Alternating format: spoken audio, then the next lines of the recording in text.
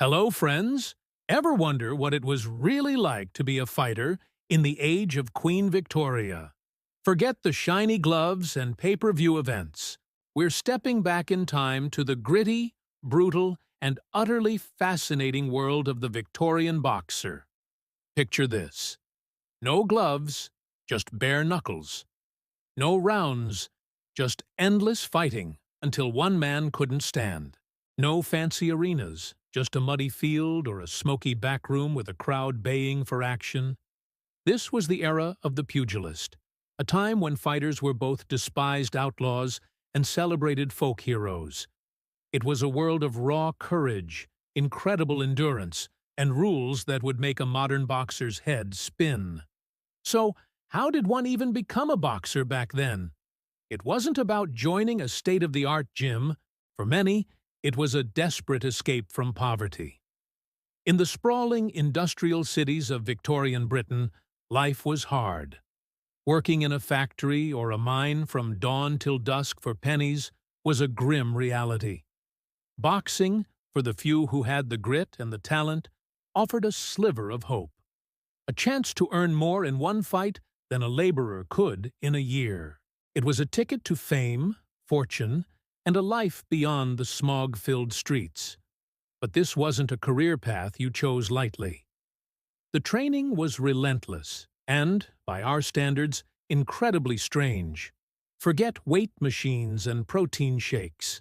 Victorian boxers built their strength through grueling physical labor. They'd run for miles wearing heavy boots, chop wood for hours, or use sledgehammers to build what they called natural strength.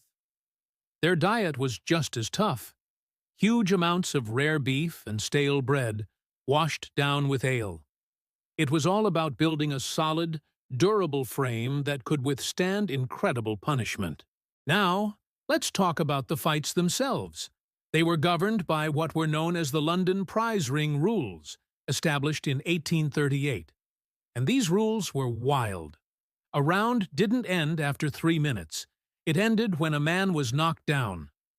After that, he had 30 seconds to get back to the center of the ring, to a mark called the scratch. If he couldn't come up to scratch, the fight was over. This meant fights could last for hours. Imagine fighting for 70, 80, even over 100 rounds. The endurance required was simply superhuman, and without gloves, the damage was different. Fights were often wars of attrition. You couldn't just throw wild haymakers because you were more likely to break your own hand on your opponent's skull. Instead, fighters became masters of defense, timing, and strategy. They aimed for softer targets, trying to cut and swell an opponent's face until they couldn't see. Broken noses and cauliflower ears were badges of honor. It was a bloody and brutal spectacle, often held in secret to avoid the police, as prize fighting was illegal for much of the era. So, who were these men? They were legends. Men like Tom Sayers, a bricklayer from Brighton who became the champion of England. Standing at just 5'8", he was a giant of the sport, famous for his incredible heart. His most legendary fight was in 1860 against the American champion John Heenan, the Benicia Boy. It was a global event, a clash of nations. The fight lasted for over 2 hours and 42 rounds of pure chaos. Sayers fought most of it with a broken arm. The bout was eventually declared a draw after the crowd stormed the ring. Sayers became a national hero overnight. Then there was Jem Mace, the father of modern boxing. Mace was different. He wasn't just a brawler. He was a scientist in the ring. He possessed incredible footwork, a masterful defense, and a tactical mind. He understood that the future of the sport wasn't just about toughness, but about skill. Mace was instrumental in popularizing the newer, safer Queensberry rules, which called for padded gloves, 3-minute rounds, and a 10-second count for a knockdown. He saw that for boxing to survive and thrive, it had to evolve from a back alley brawl into a legitimate, sweet science. The shift to the Queensberry rules marked the beginning of the end for the bare-knuckle era. By the late 19th century, gloved fighting was becoming the norm. The last major bare-knuckle heavyweight championship was a marathon bout in 1889 between two American titans, John L. Sullivan and Jake Kilrain. Sullivan, a larger-than-life figure who straddled both eras, won after an exhausting 75 rounds. It was the final, brutal chapter of a bygone age. Life after the ring was a mixed bag for these pugilists. While a few, like Jem Mace, managed their money well and lived comfortably, many others fell on hard times.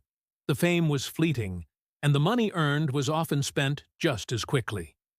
Many fighters ended up broke, running pubs or working menial jobs, their bodies broken from a lifetime of punishment.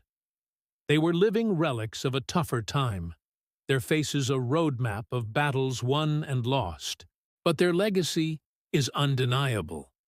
These Victorian boxers laid the very foundation of the sport we watch today.